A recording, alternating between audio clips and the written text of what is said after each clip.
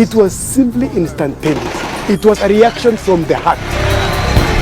They wanted that change. And when that hope was shattered, I think there was a spontaneous eruption of resentment and disobedience. And I think history will remain that Raila Odinga won the election, but it never became the president. He was perceived as a Luo president, because he isn't a Luo president. He's internalized the Kenyan struggle in the very national sense. He deserved to be president of Kenya, particularly the presidency that was denied him by Kibaki.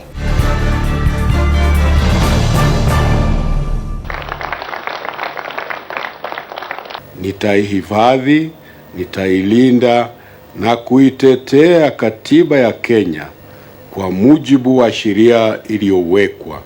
Ewe Mwenyezi Mungu unisaidie.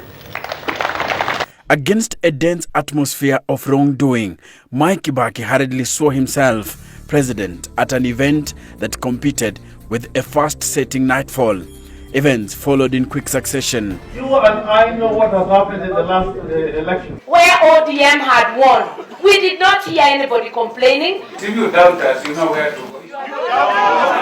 A chaotic tallying, muddled figures, an oath, and then eruption of violence. It was quite clear that there was interference by the state. Former Cabinet Minister Franklin Bate was with Raila Odinga during the tallying and after the announcement of the results. Yeah, that give way to men. The one who was saying the results are being cooked somewhere. And he made a very good statement that the results are being cooked somewhere. It was so bad to come out of him, but he made it. So he knew it was being cooked. We stood there kidogo. We didn't have space on the other side. So some of us were standing behind the electoral body.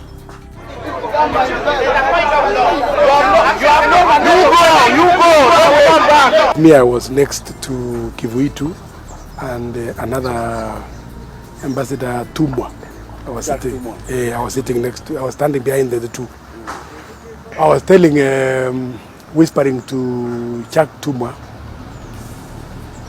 "You are a fine man. Give us fine results. Even if the fine results are us losing, so long as they are fine." And we knew what was going on. They were determined. They knew they've lost. They knew they will use the exercise of the police and they will shut us down. Then all of a sudden, two columns of GSU started coming from my right and then doing a funnel. And then the electoral body officials, members, commissioners, were beckoned to stand up. And then they were told to walk. Then they walked through the two lines. One line on this side, another line on this side. They walked through. And they were escorted as such up to the upper room. After that was done, we were told to vacate KICC. And they were ready to beat us up. So we vacated. We have had so many conspiracies and plans of how to finish our leaders. So in our understanding, we were more concerned and worried about our presidential candidate. Lights were switched off at the KICC, and what followed was the shutdown of independent broadcasters. The chairman of the then Electoral Commission, ECK, the late Samuel Kivuitu, was escorted by state police to State House, where then Chief Justice Evans Gisheru had already been summoned to conduct the sunset rituals.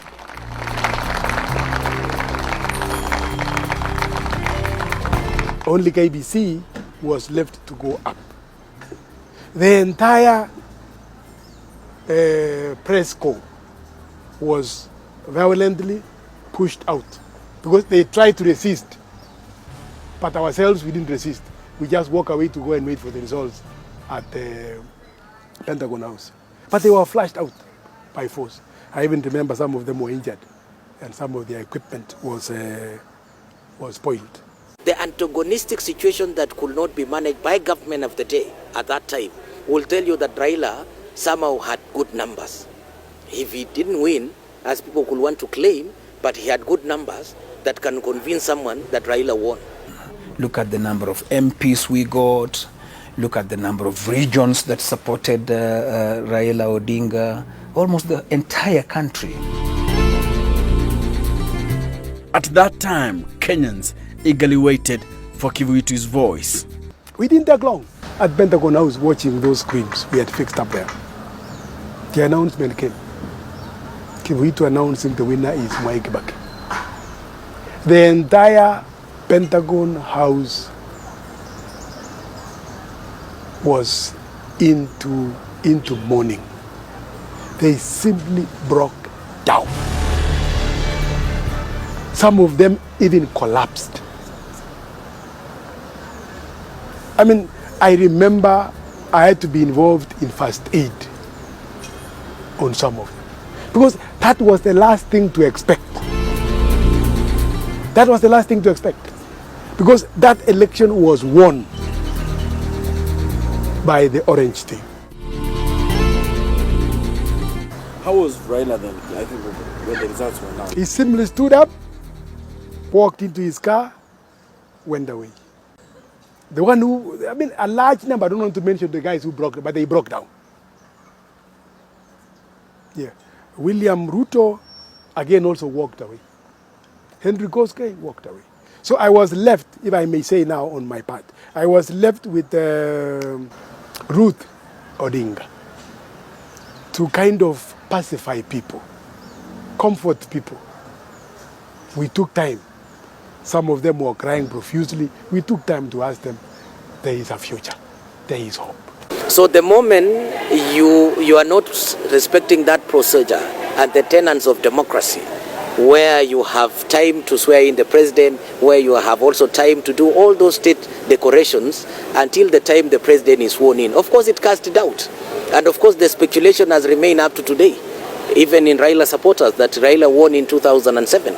But of course, you know, the ultimate decision lied with the IEBC at that time. We thought Kivuitu was in charge as chairman, only to realize that later that I think the pressure was too much, and maybe one would understand dealing with an incumbent is not easy. He has the instruments of power. He can intimidate, blackmail, and frustrate you into submission.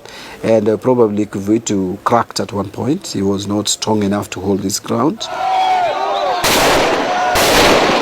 The events that literally set the country on fire.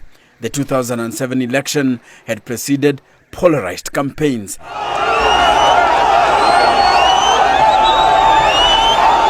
That projected President Mwai Kibaki headed for a big loss after losing large parts of the country that had propelled him to the House on the Hill 5 years earlier. Then provinces that did not support his bid for a second term felt cheated by the results and erupted in violence.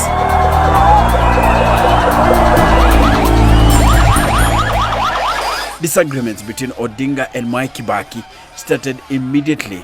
The former Odha MP was elected Kenya's third president, and the NAG government formed in 2003.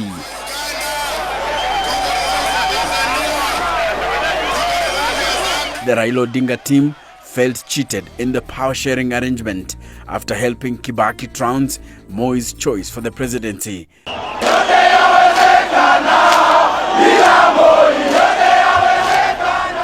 The MOU was very clear, and I was in that night discussion where who will become the prime minister. And there was a fight between Saitoti and Raila Odinga. Yes.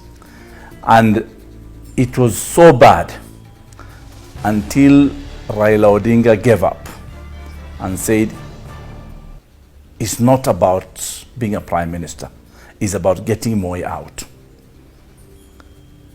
And because that was the rallying call, everybody submitted to Raila Odinga being the nominee of LDP to be the prime minister. That secret deal was there. Now, the mistake we did as politicians and leaders for this country is the politics of deceit. We cheat each other. power got into the heads of some people, and they started behaving funny, excluding others in decision making, not meeting the agreements that we had agreed on. Backstabbing. These are the things that is haunting the country. And that's why after Kibaki was sworn in, the gates were closed. And the gates were closed by one person called Matere Kereri, the controller of State House. These are the new operators. Nitatenda kazi zangu za urais wa Jamhuri ya Kenya. Upon assuming the presidency in 2003, Kibaki's wing transformed and departed from the pre-election pact. Instead of the coalition figureheads, the new government acquired new power bearers, a squad drawn entirely from the Mount Kenya region. It included Kiraitu Murungi, Christopher Murungaru, Matere Kereri, David Mwiraria, and Francis Mdaura. They disowned the promise after we delivered them. It's like you put a ladder for a monkey to go and climb and get the bananas. The minute he gets the bananas, he throws the ladder down. Yeah? So that was actually the downfall of the NAC government. That is where now the crisis started. So Raila had to swallow it because he had no choice. We tolerated it. It was infighting within government. The opposition of KANU was not felt because there was opposition within. That was what killed NAC. Otherwise, NAC was a wonderful dream that would have taken this country very far. I wish NAC did not die. Within months, the National Rainbow Coalition dream was dead, with the once mighty NAC reduced to a single-engine government. The NAC collapse was formalized 2 years later with a referendum that pitted former allies Mwai Kibaki against Raila Odinga and NK against LDP. Kibaki was trounced in the referendum. We go to a referendum again with the arrogance that the leaders had. It was just bulldozed the way they wanted it because it's government. And that's why the referendum failed. And we beat a sitting president who fired us from government immediately after the referendum. You were then? Yes, I was then an assistant minister for tourism and wildlife. And the momentum of the referendum continued beyond the referendum. That's why in 2007, ODM was formed, and ODM won the elections. The 2007 election was a rerun of the 2005 referendum, and the early results placed Mwai Kibaki and Raila Odinga where they were in 2005, Kibaki losing and Raila winning. And when the official results failed to confirm what appeared obvious, the country erupted. To put it bluntly, nobody will ever be able to say who won or who lost this election. It was simply too bad before any results got to the KICC. Most of the voting went on quite well in a lot of the polling stations across the nation. But when it came to the transmission of the results, that's where the problems, started. And some of them were done at the local level between polling stations and, constituency centers or other regional centers, or as they were being transmitted to Kenyatta International Conference. He had the best chance then. All of us were in ODM. I was in ODM. He had nearly the whole country, Rift Valley, Western, Coast, Nyanza, the whole of the Muslim and the pastoralist area. His moment was 2007. That was his moment. And Kenya was ready for a non-Kikuyu president. Now, a combination of factors don't favor him becoming president. But Odinga was to work with the man who he claimed had stolen his presidency. Kenya was to have its first ever grand coalition government engraved in a PISA code. witnessed by iconic figures in Africa, led by the chief mediator, former UN Secretary General, the late Kofi Annan. He was named Prime Minister with Kibaki President. There was also the recognition of Raila Odinga being the potential Prime Minister even before changing the law. Remember when riders were sent to Pentagon House and the riders were given to Raila Odinga and they escorted Raila Odinga to Harambee House. Unfortunately, fortunately, I was in that car. I was with Raila Odinga in the car. And we came out to Harambee House. Unfortunately, we didn't have a formal appointment with President Kibaki. When we reached there, Kibaki refused to see us. I told Raila Odinga, maybe we don't deserve to be given the riders before the deal. But Raila Odinga felt he was entitled to those riders. I started becoming disappointed because it was not about riders that we fight to be in leadership. It was about the people of Kenya. From that time, we knew we had a raw deal. If he was focused on power, then there would have been no deal, because the position that we took at the beginning was that we had won the elections and Raila should be declared the president of the Republic of Kenya. And the worst scenario for us was a repeat election. Worst because we only two scenarios. Raila's announced, and our second option was that we should go back for elections. It was necessary to go into that deal because the entire clout of the international community, either as expressed through the African Union, the United Nations, and the United States of America, European Union, all of them wanted Raila, to accept a deal. But the Grand Coalition was not an easy marriage, complete with echoes of the MOU failure 5 years earlier, as President Kibaki held on to key ministries. If Kibaki and the PNU behaved properly and accepted the terms and the position of the Prime Minister as set out in the law and in the Constitution, things would have gone a different direction. Kenya would never had a situation where an election still becomes a problem. Despite the wrangles, the Grand Coalition government went on to deliver growth and significant political developments, including the promulgation of what was considered the most progressive constitution in 2010.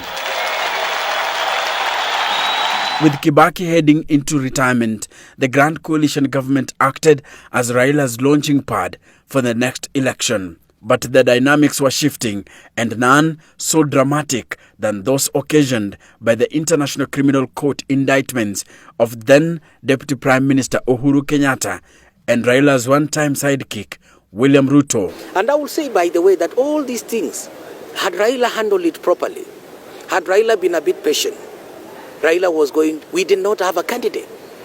Raila was winning. The ICC case and the eviction of Mau encroachers and the Mau forest further strained relations between Raila and Ruto, with Ruto allies accusing Raila of abandoning Ruto at the hour of need.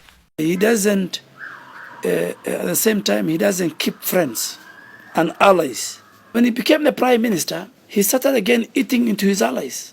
So he lost William Ruto, he lost Charity Ngilu, he lost Aden Duale, he lost Charles Keter, he lost Najib Balala, he lost Musalia Mudavadi. So again, he came back to where he was in 2002 as NDP. People join hands during elections for various reasons. Of course, the main reason is to get to power, and there are various expectations as they join different coalitions or join hands with different people. Every politician, me included, we join politics to form government. Nobody joins politics to be in the opposition. So when we joined Raila Odinga, led by William Ruto, many of us, we wanted to form government. So we got half government. But in that half government, Raila Odinga and some of his close allies started undermining William Ruto and preferred Musalia Mudavadi. Immediately after 2007 general election, I think the people who wanted to stop Raila through whichever means immediately embarked on a mission to disorganize ODM. And I will tell you that disorganization was so intense and so well-resourced. I remember during those days we were being told if you wanted an envelope, it was usually 100,000 every weekend. There was a place where you would go to pick it. And the main aim was to disorganize ODM. And by the time the elections were staged in 2013, ODM's Pentagon was no more. Ruto, Gilu and Najib Balala teamed up with Uhuru Kenyatta to form the Jubilee Coalition. Musalia Mudavadi vied for the presidency on a UDF ticket, and Raila Odinga found warmth in the CORD coalition, together with former Vice President Kalonzo Musyoka and Ford Kenya leader Moses Wetangula. The election was won by Uhuru Kenyatta, with Raila Odinga coming second.